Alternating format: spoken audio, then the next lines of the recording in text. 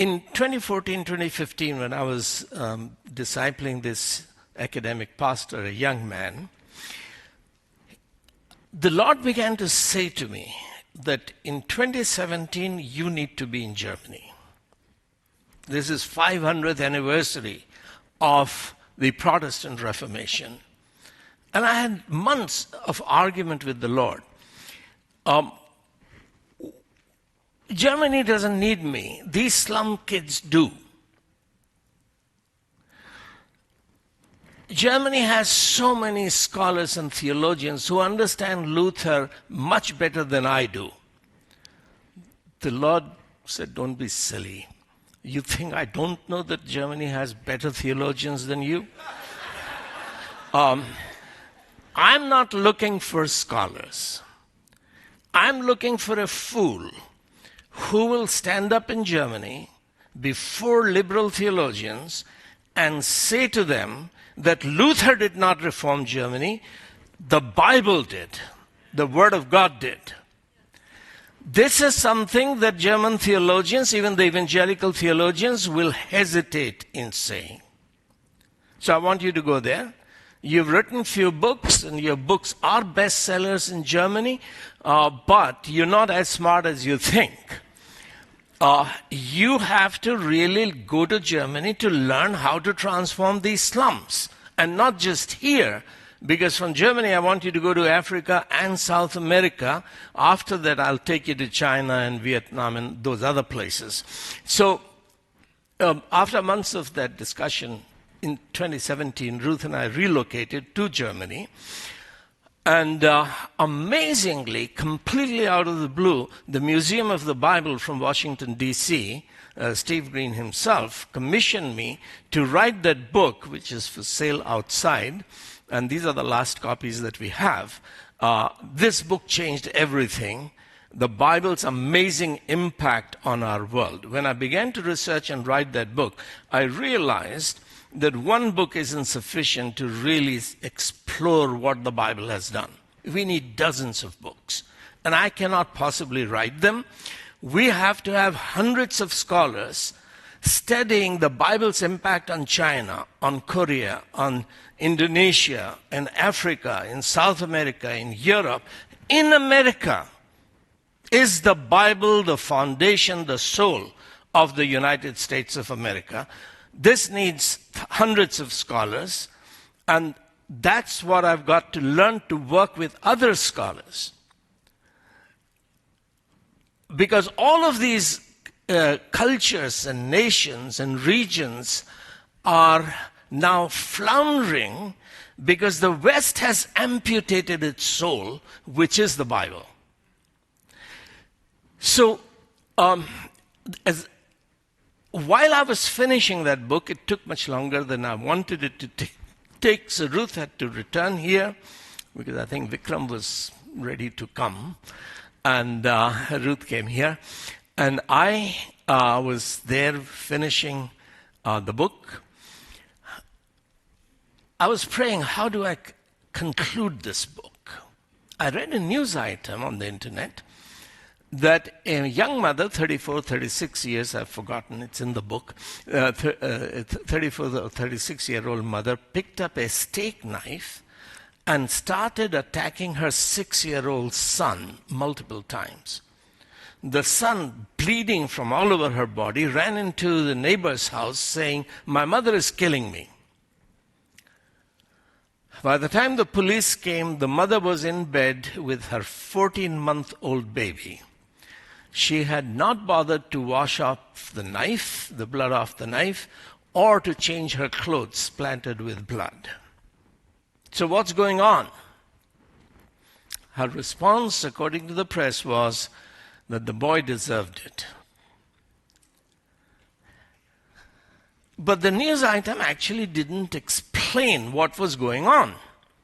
So I began looking on the internet, who else has covered this incident, and there were several news items, but written by different reporters, published by different media outlets.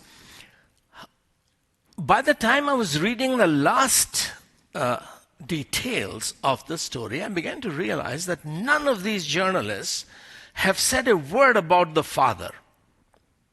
Who was the father? Where was he? What did he do? Did the boy know his father? Did the mother know who the father is? Did the two kids have one father or two fathers? Why is the American press not interested in the father?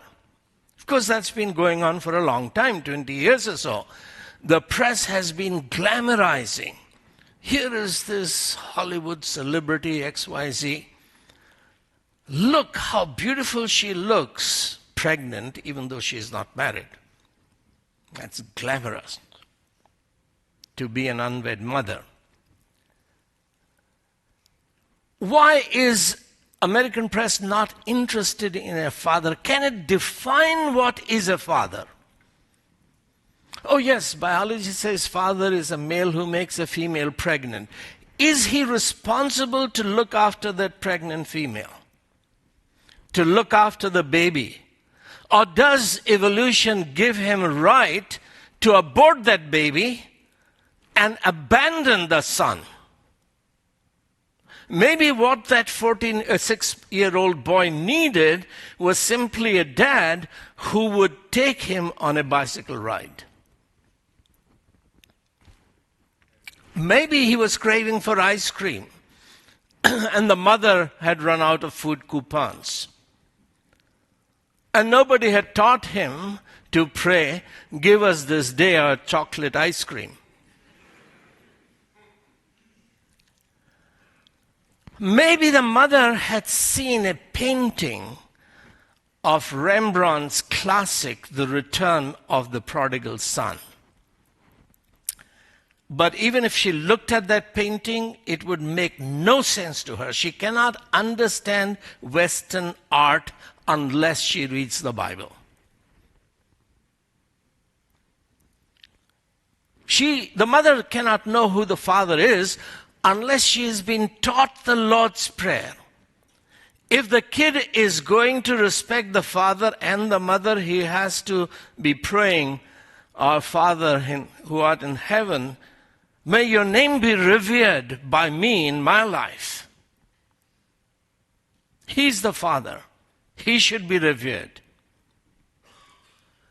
Your kingdom come, your will be done on earth means that your will should be done in my life, in my family, because you are the Father.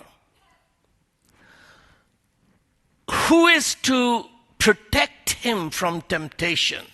Is it Father's responsibility to lead me not in temptation, but deliver me from evil, etc.? If the woman has not been taught the Lord's Prayer, evolution, no class science or physics or chemistry or any department is going to be able to help us understand what a father is. She has to listen to Pastor Andre's sermons. But that is not allowed in the education system. So the people who cannot decide, who do not know what's the difference between male and female, what is a father, what is a mother, what is family, what is love, what is marriage, what is divorce, who gave them the right to educate our children? Well, unfortunately, the church gave that right to the state. How it happened in Europe, how it happened in America, I will not go into that. But the revolution is for the church to take education back from the state. Oh, we can't compete financially. Of course we can't. Because economy is the main reason why the church handed over education to the state in 1832 in Europe, in Germany, etc., after Napoleonic Wars, particularly after World War I here in America. For financial reasons, the church handed over the state. Since then, of course, theology got corrupted, and church doesn't even believe that we have anything to do with truth. We sing Amazing Grace. We have no hymn about amazing truth. We are not baptized with the Spirit of truth. Truth is not our business. It is the business of the secularists and the scientists and the lawyers and the press to find out the truth. We won't go into all of that discussions. I'll wind up for now. I might return at the end to explain more. But it gives you a glimpse that this is a global revolution where slums of India are to be transformed. Villages of India, villages of Uganda,